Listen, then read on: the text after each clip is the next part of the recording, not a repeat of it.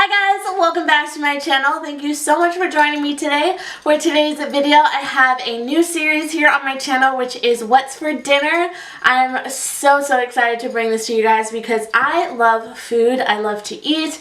I love to make food for people. I'm just so big on food. It's just so amazing. I just love to eat. So I will be sharing some recipes with you guys and literally what I eat for dinner. Some weeks it'll be all 5 days maybe, and then some weeks it might just be 3 or 4 recipes because I don't cook every day. A lot of the time I do have leftovers, or you know, I'll go out to eat, but I'm really trying to get this content out for you guys. So I've been filming up a storm my recipes and everything, and I'm so excited to bring these here to my channel. So these might be like once a month, twice a month kind of videos. It just depends on how much you guys like this content.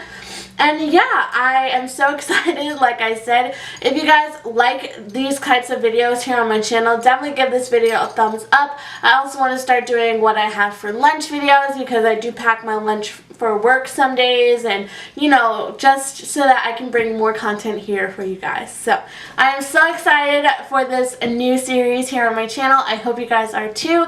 If you are new here, make sure to subscribe to my channel before you leave, and also while you're down there, don't forget to hit that little notification bell because it will notify you every time I upload, which is every Tuesday and Saturday here on my channel. I upload beauty, lifestyle, fashion, hair, food videos now. So yeah, I hope that you guys enjoy this video. Don't forget to give it a thumbs up if you like these types of videos, and let's go ahead and see what's for dinner.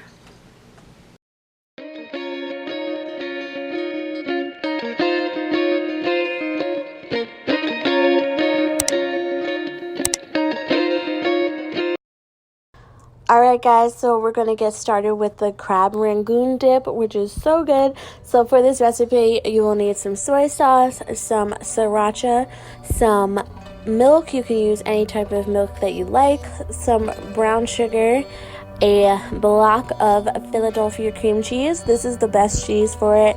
Just use Philadelphia, guys. Some lump crab meat. I just got the Chicken of the Sea brand from Walmart.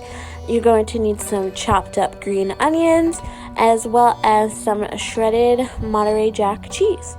So into a bowl, I'm just going ahead and taking the whole block of cream cheese. I definitely suggest leaving your cream cheese out to soften. I decided to kind of make this recipe last minute, so my cream cheese was pretty cold, but once you soften your cream cheese, it'll make this recipe a whole lot easier, as you guys will see.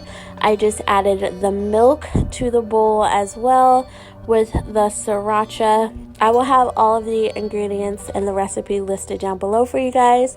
I'm going to add the brown sugar as well as the soy sauce to the bowl. And I'm just going to go ahead and mix that all together with a hand mixer.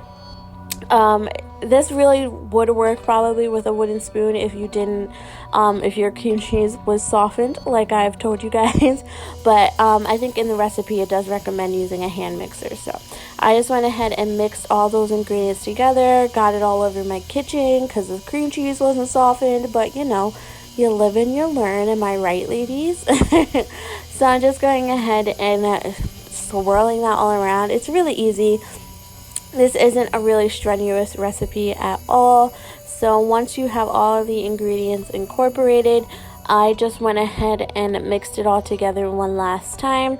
And then once it's all mixed together, I went ahead and switched back to a wooden spoon. And I went ahead and added the cheese in, as well as the green onions. Some of the green onions. Make sure to leave a little bit of the cheese as well as the green onions for the top when you put it in the pan. So as you guys can see here, it's super fluffy, super light, and it just looks so good. And I'm just mixing that all together and just making sure that it all looks really good.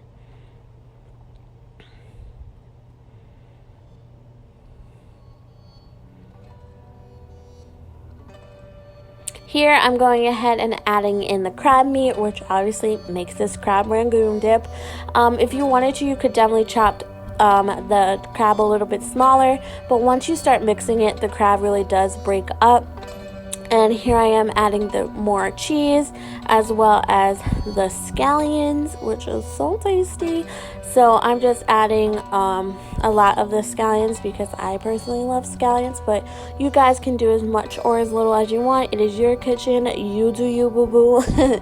So here I am just mixing it all together, and it is looking so good. This dip, guys, was 10 out of 10. I gotta tell you, it was so good. I got this recipe from the Pioneer Woman, and it was absolutely delicious. None of her recipes have ever steered me wrong.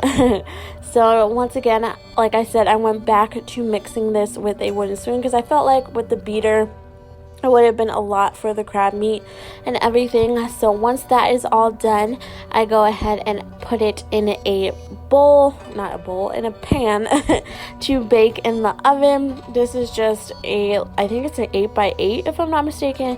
This is what I use for my brownies and everything like that. So I'm just scraping the bowl clean because I do not want to miss any of this goodness. So as you guys can see, I am getting every last drop. And then I'm just spreading this out with the back of my spoon because it's not really spreadable. Like, it's not like loose or anything, so you're gonna have to spread it. An offset spatula would be great for this, but I do not have one, so it's okay. So as you guys can see, I'm just spreading this out like so, and it looks so good and it smells so good. You can definitely add some salt and pepper to this, but I feel like with the soy sauce and the sriracha, the recipe is like perfect as is, in my opinion. Now I'm just going ahead and adding some of the rest of the cheese that I shredded on top, as well as some green onions, and then I'm going to go ahead and pop this in the oven for as long as the directions say. I can't remember how long at the moment, but like I said, I'll have all the recipes to these dinners linked down below for you guys.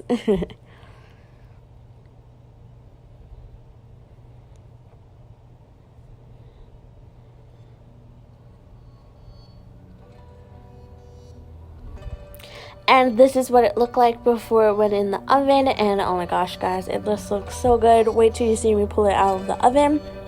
And for this, I just made a quick little side salad, nothing crazy. I just took this kale mix, baby kale mix, I believe, from Trader Joe's. It's one of the like bag salads kind of thing, and just placed that in my bowl. I am making this for two, so this isn't just for me. I know the salad looks pretty big already.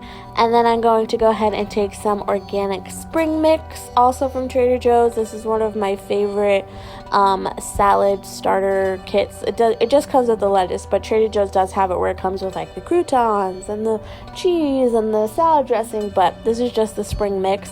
But I love kale and spring mix together. It is so good. So I'm just adding that as well to my bowl, and this is just up close so you guys can see what I'm talking about. It's just so good. I love this. And here I am cutting up some avocado. I had some avocados that were gonna go bad, so I just went ahead and cut those up and diced them into the salad.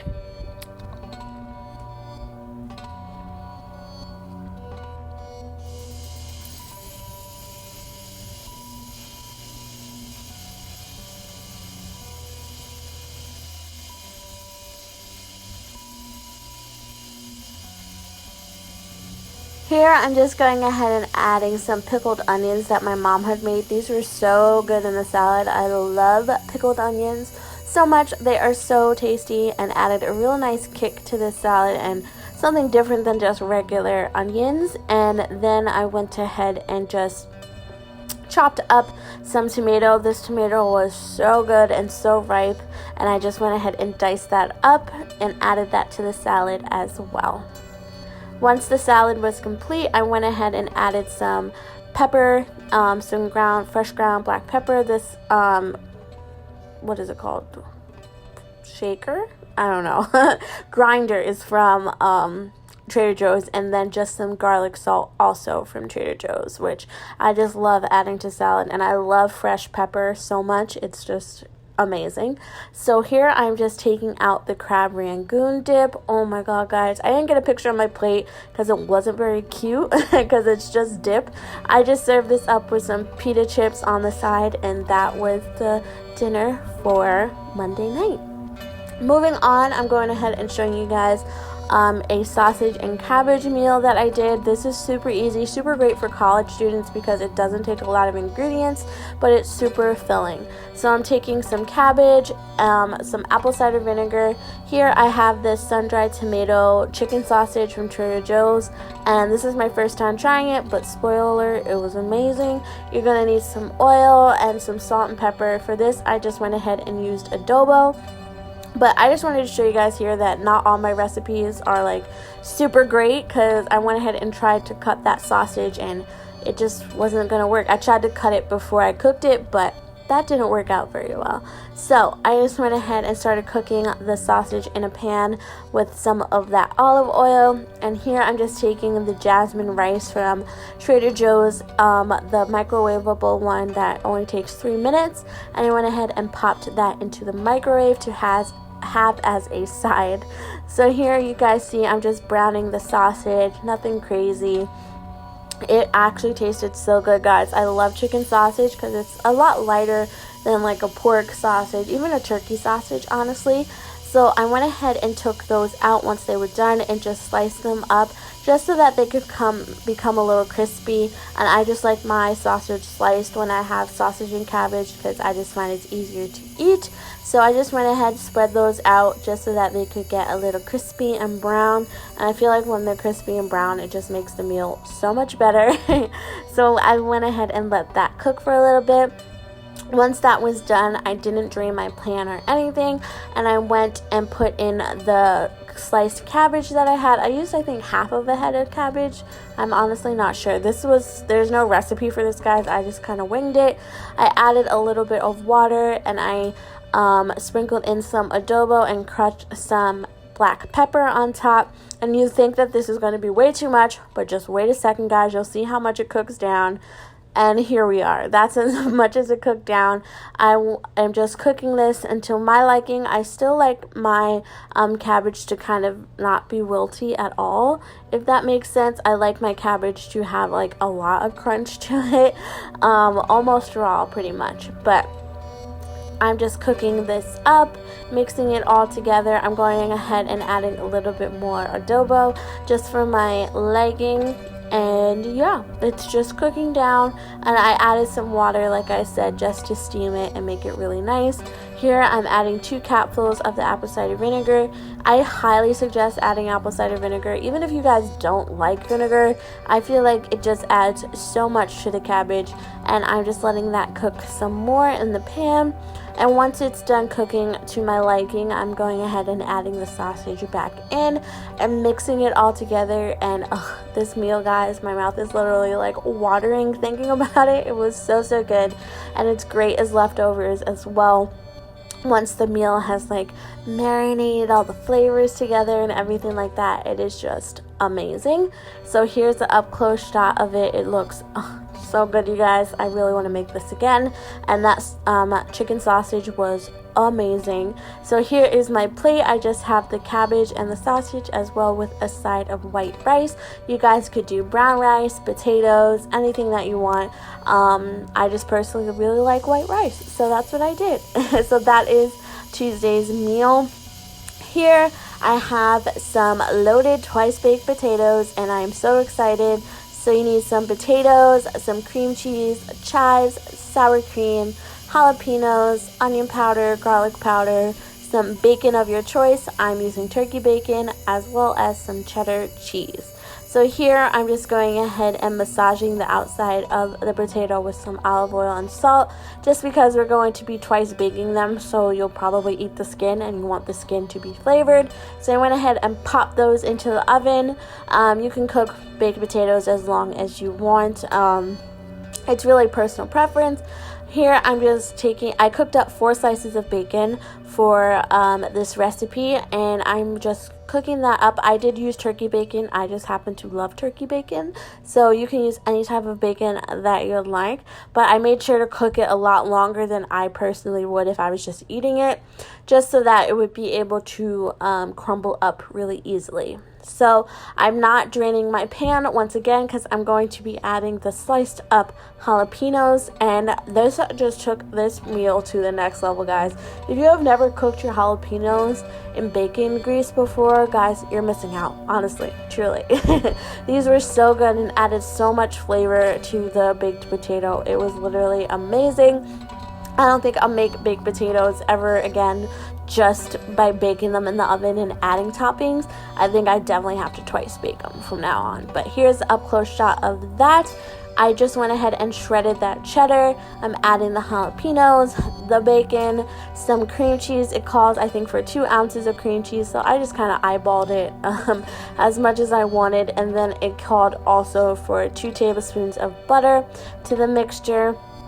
And once your potatoes are done, you're going to go ahead and cut a little alcove in the top and take off the skin, and then you're going to empty the innards of the potato into this mixture, and it's going to melt the cheese and the butter and the cream cheese, and it's just going to make it so good. And guys, I love baked potatoes like this, and I don't think I can ever eat them the same way again. So I'm going to definitely stick to this recipe. It was so good. So here I am once again just cutting open this potato, taking all of the potato innards out and pouring it over the bowl. And you can take out as much or as little as you want. I just happened to take out all of what was inside the potato just because that's what I like, but you do you. Once again, here I'm just mashing all of those ingredients together with a masher, with a potato masher. You guys could use an electric mixer, you could just use a wooden spoon. It's totally up to you, but I felt like mashing the potatoes would be the easiest for me. So I'm just going ahead and incorporating all those ingredients. The recipe doesn't call for sour cream in this mixture, but I just thought I would. I'm grounding some pepper, adding some adobo as well. No, not adobo, ground onion powder and garlic powder. So I didn't add adobo to this one. So congratulations to me. Here I'm just adding the sour cream. Like I said, the recipe called for that just as a topping, but I was like, hey, why not? Let's add it in. So once that mixture is all incorporated together, I'm going ahead and stuffing the potato. This is what makes it the twice baked potato. And with baked potatoes, like regular baked potatoes, I used to hate when you would get to the end of the potato and there was no more stuffing or anything, like no more broccoli and cheese or whatever, and you would just have potato left. Like, that's the worst. But with this, you have all that filling, all that goodness. You can eat the skin with the potato. Oh my god, guys, it's so good. So you're definitely going to have some left over because you added so much filling to the filling, but it's totally fine. So I went ahead and popped that back into the oven for a little bit, and here is the final result. I just used the same side salad, but I really hope that you guys enjoyed this video. If you did, definitely give me a thumbs up so that I know and I can continue this series here on my channel. I love you girls so much, and I'll talk to you in my next one very soon. Love you. Bye.